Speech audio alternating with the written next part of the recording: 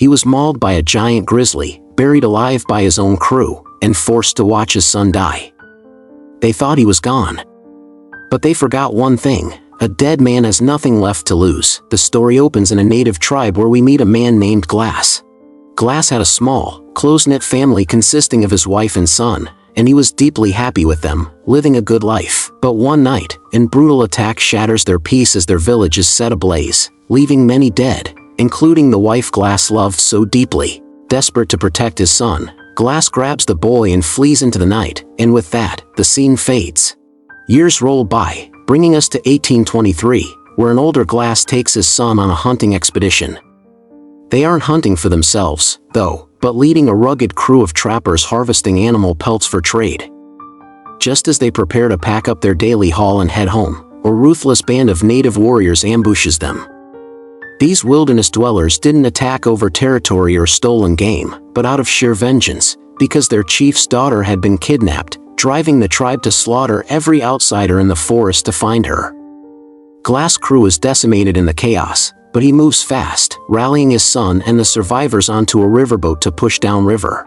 Yet, knowing the river sits right at the forest line, Glass realizes the tribe will track them down in no time, making the water route a death trap.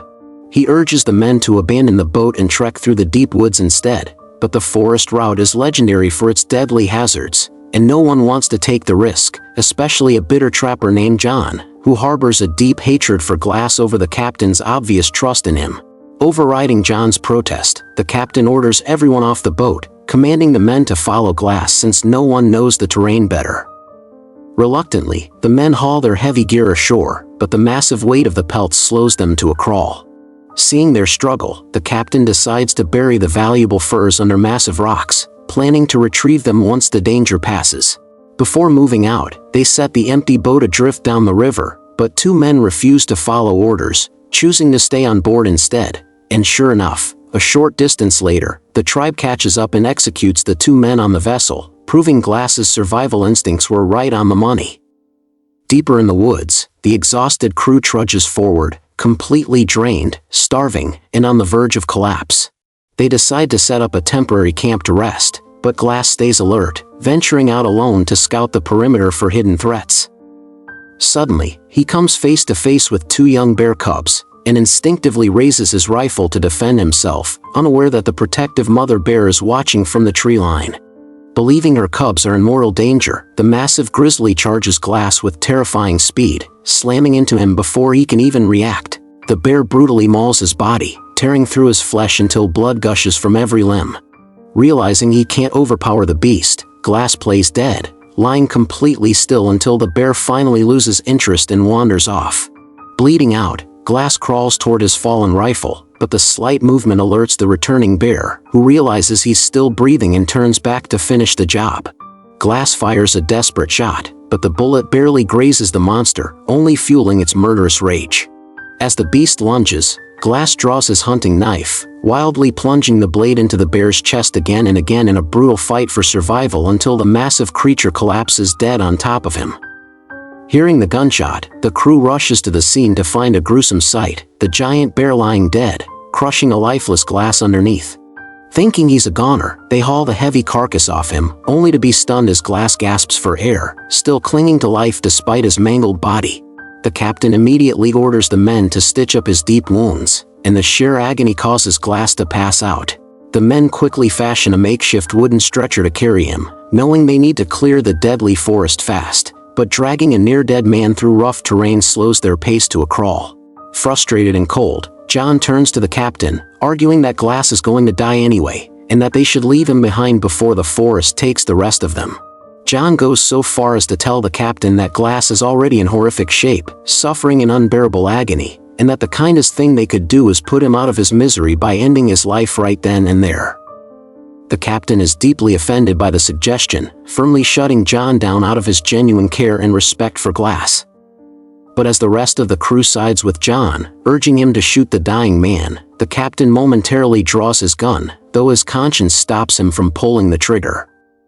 Realizing they can't stay stuck, the captain makes an offer, promising $70, a massive fortune at the time, to anyone willing to stay behind with Glass until he naturally passes away and give him a proper burial. Driven by sheer greed, John steps up, though he immediately demands $300 instead, a price the captain reluctantly agrees to pay. Glass' loyal son insists on staying behind too, refusing to abandon his father, while the rest of the men pack up and push forward. As time drags on, John digs a grave in anticipation of Glass' death, but despite his horrific injuries, Glass clings fiercely to life. When Glass' son steps away to hunt for food, John leans over the bedridden man and taunts him, demanding to know why he refuses to just die, complaining that his endless survival is putting them all in danger. He warns Glass that if he doesn't hurry up and pass away, the bloodthirsty tribe will track them down, pressuring him to just blink his eyes to signal his willingness to let go. John knows that human eyes naturally blink every few seconds, assuming Glass will break eventually, but Glass keeps his eyes wide open with pure willpower, refusing to give John the satisfaction. Eventually, the physical toll becomes too much, and when Glass finally blinks, John takes it as consent and moves to suffocate him. Before he can finish the deed, Glass' son rushes back into camp and tackles John off his father. Realizing the boy will expose his murder attempt to the crew, costing him the money and his place in the group, John panics, draws a knife, and brutally stabs the boy to death right before Glass' eyes. Paralyzed and unable to speak or move, Glass is forced to watch his son bleed out, completely helpless. Shortly after, the second trapper returns to camp and asks where the boy went, but John lies through his teeth, suggesting he likely fell victim to a predator in the treacherous woods, an explanation the unsuspecting trapper accepts given the constant danger surrounding them. They spend a tense night at the camp, but as morning breaks, John fabricates a panic, claiming a party of native warriors is closing in to kill them. Doubting the claim at first, the younger trapper hears distant sounds and agrees to flee, but he hesitates, remembering his strict promise to the captain not to abandon Glass. Refusing to wait, John drags Glass' broken body into the shallow grave he dug, intent on burying him alive.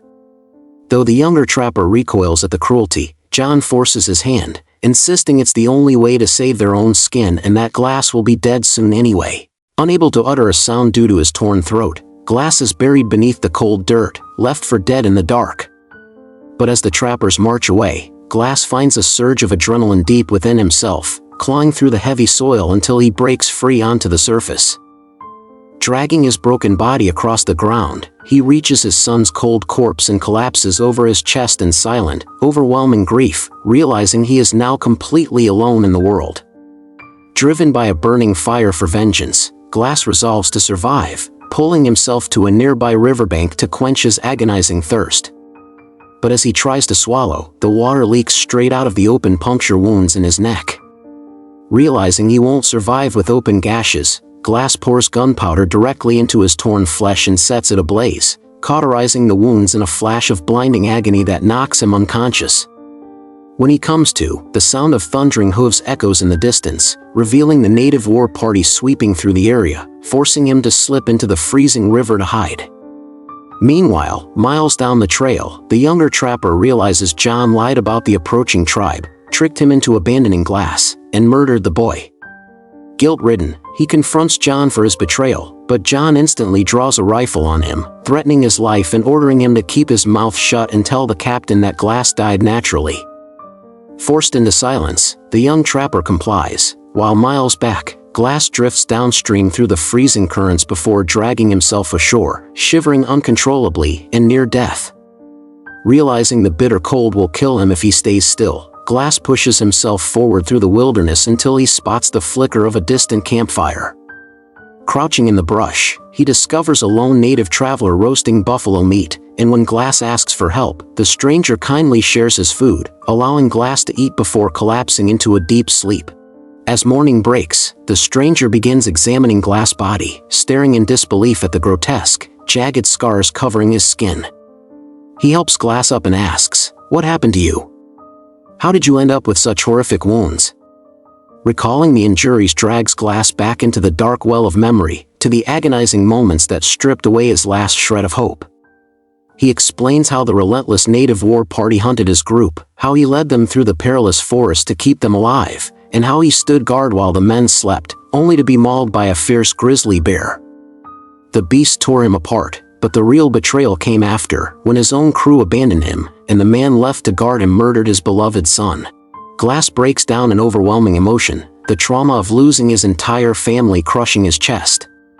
Deeply moved, the stranger listens with heavy empathy, having lost his own family not long ago, and understanding Glass's silent pain, he makes a quiet pact to stand by him. He helps Glass onto his horse, and together they press forward through the wilderness, the kind stranger tending to Glass' festering wounds along the way. Meanwhile, John and the young trapper finally reach the safety of the outpost. Coerced by John's threats, the boy lies to the captain, confirming that Glass passed away and that they gave both him and his son a proper burial. Overjoyed, John claims his reward, but when the captain tries to hand the young trapper his share, the boy walks away in silent guilt, a gesture that immediately plants a seed of suspicion in the captain's mind. Deep in the woods, the stranger builds a crude wooden shelter around the unconscious Glass, giving him hours of uninterrupted rest. But when Glass finally opens his eyes, the stranger is nowhere to be found. Sensing danger, Glass drags himself out to search the area, only to discover the horrific sight of his savior's body hanging from a tree, brutally executed with a crude warning sign pinned to his chest. Realizing enemies are near, Glass retreats into the shadows, steals a horse, and slips away into the brush. Up ahead, he discovers a camp of ruthless French trappers, the very men who murdered his friend. Looking closer, Glass spots the kidnapped tribal chief's daughter bound in the camp, being abused by the trappers, currently held captive near the leader's tent. Risking his life, Glass creeps into the camp, silently dispatches the leader, scoops the girl onto his horse, and rides off into the night. By the time the camp realizes what happened, Glass has a head start, yet the trappers give chase, desperate to reclaim her. Relying on his unmatched knowledge of the uncharted terrain, Glass leads the girl deep into the dense, impenetrable forest, losing his pursuers entirely, who manage to recover nothing but his dropped canteen. That night, Glass builds a small fire in the deep woods to keep them warm, and both drift into sleep. But at dawn, the thunder of galloping hooves shatters the quiet, and the girl is gone.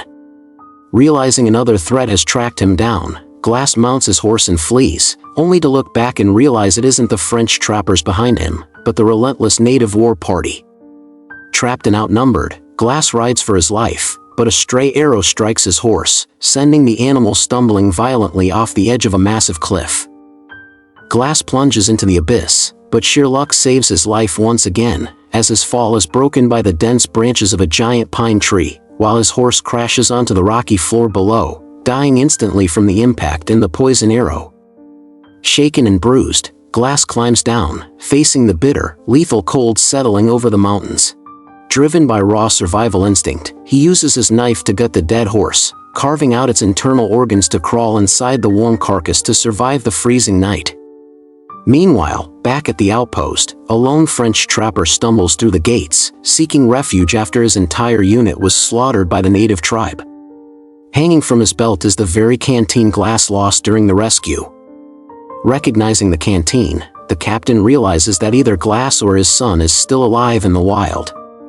Full of hope, the captain prepares a rescue party, while John stands in the back, his face turning pale with dread, knowing he murdered the boy himself and that the person coming back can only be Glass.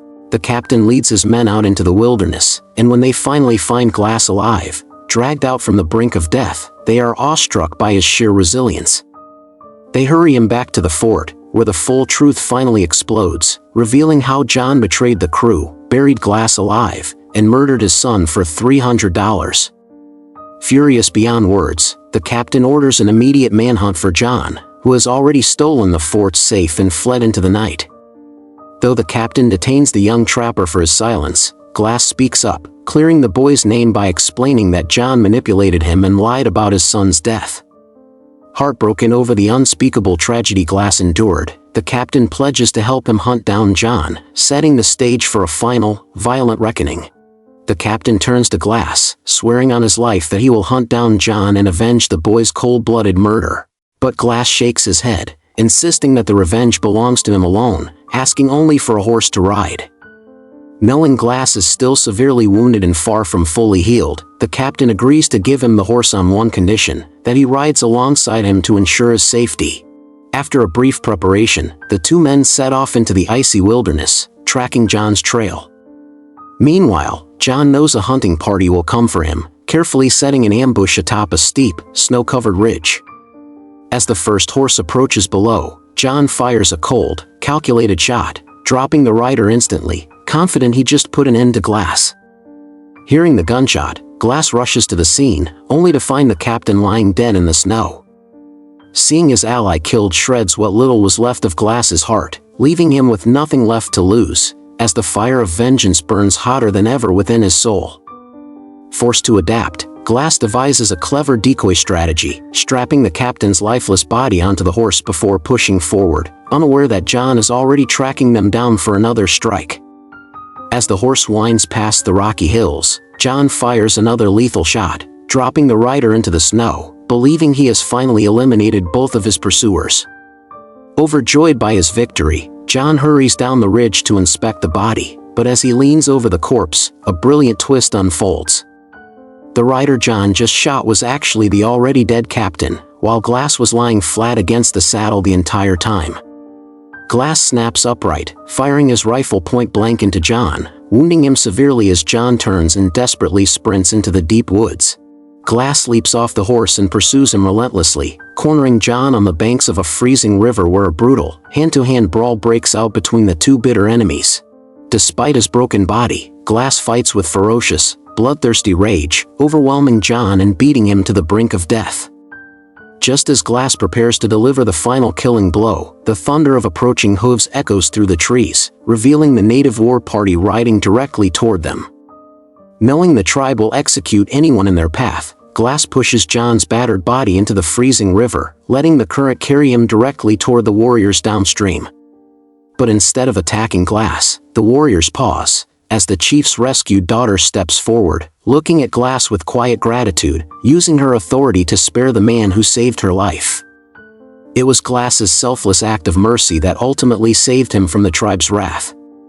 Revealing the genius behind his plan, Glass had anticipated that John would be watching the trails from above, using the captain's corpse as a decoy by propping it up on the saddle with wooden stakes to make it appear alive, while he had out of sight to draw John out into the open.